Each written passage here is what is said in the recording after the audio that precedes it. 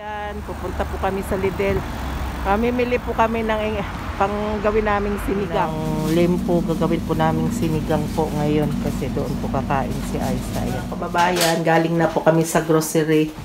Namili po kami sa itong pork po para pang sinigang po namin. Ito po yung panghalo kasi wala naman po dito mga sitaw or ano. Ito lang po nabili namin. Yan, spinach, saka ito, yung beans, saka talong, saka ito po salami, saka squash.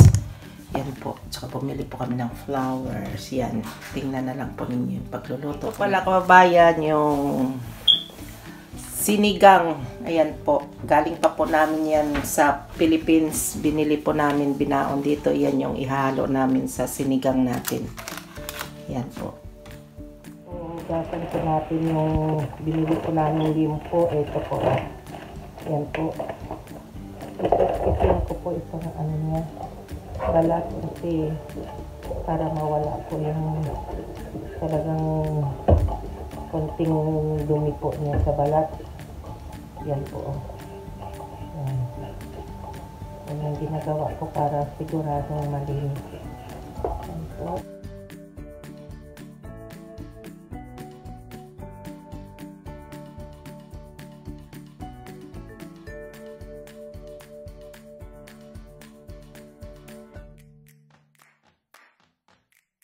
Ito, dadalhin natin. Ayan na po. Gasa natin yung hiniwa nating limpo. Ayan. Umuusok-usok pa yung tubig. Ayan po. Saka maghiwa na po tayo ng mga kamatis. Saka ito, sibuyas.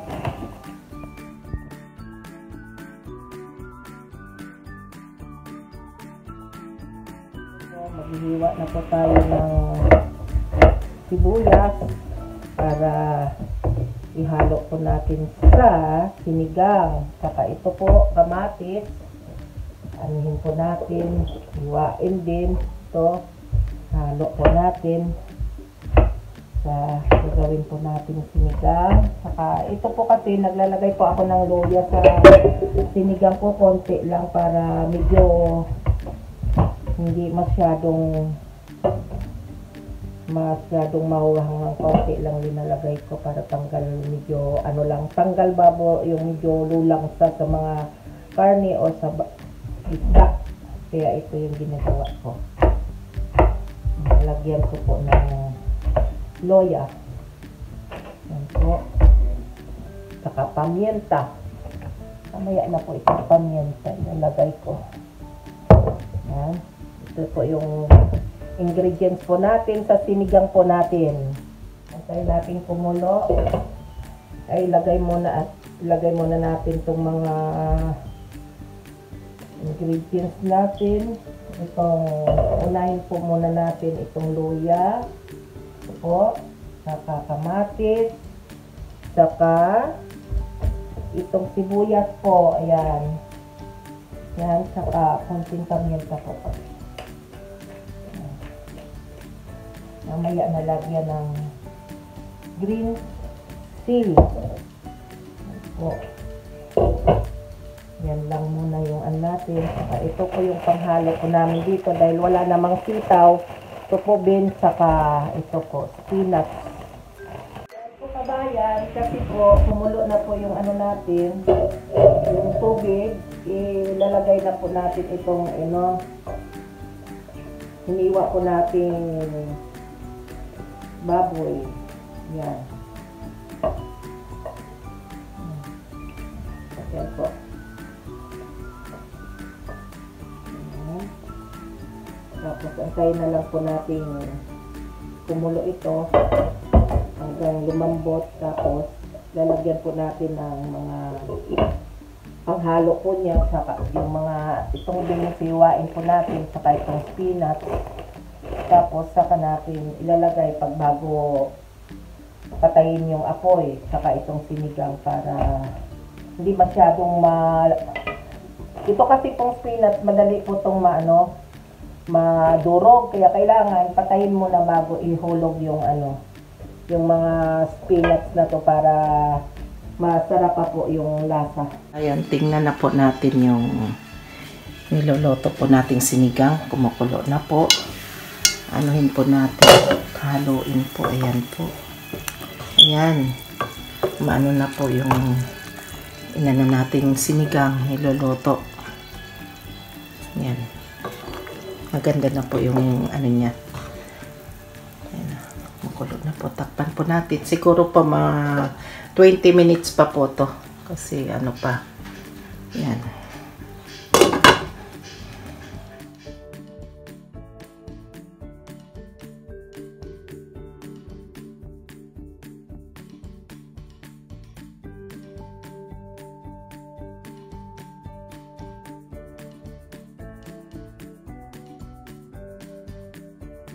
Ito po kabayan, mamaya lalagyan po natin ng ito po, patis, pang paalat.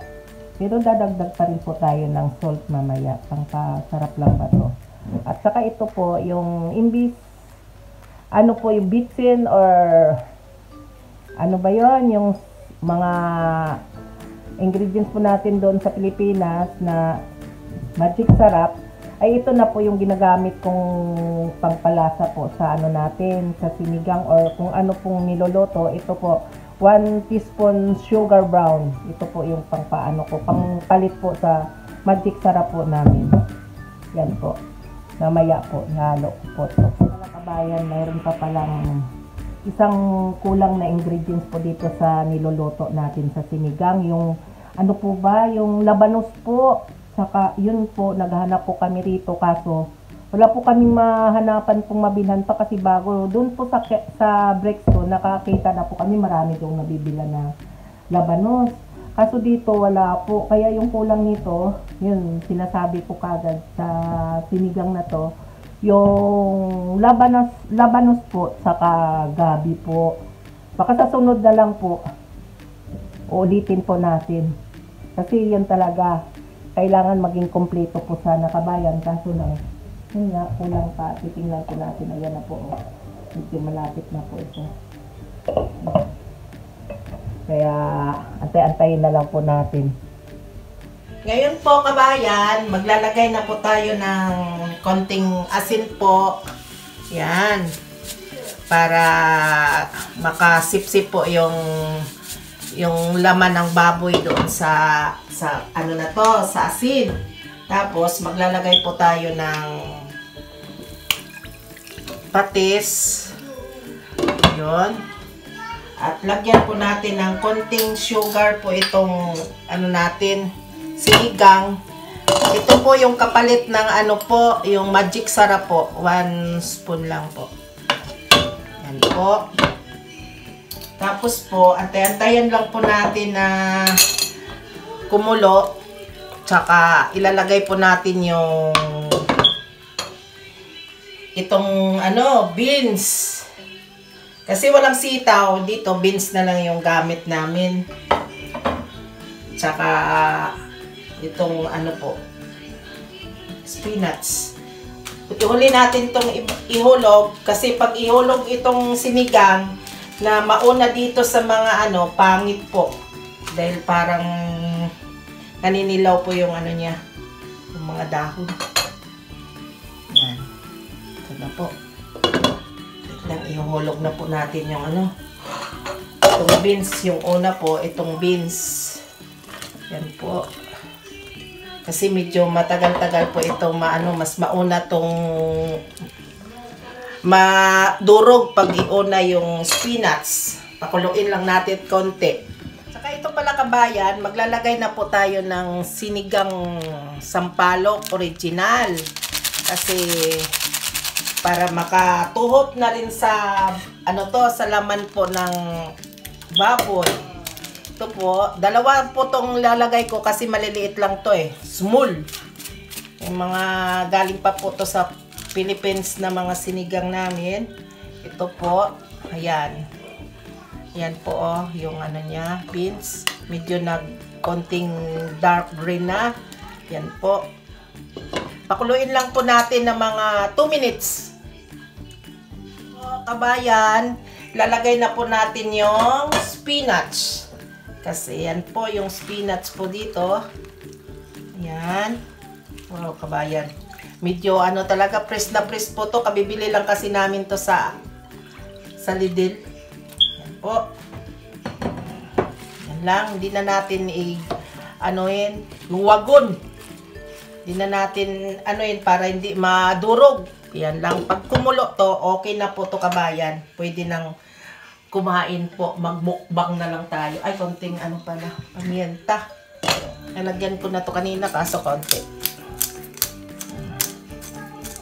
Okay. Yan na po. Antayin lang natin kumulo.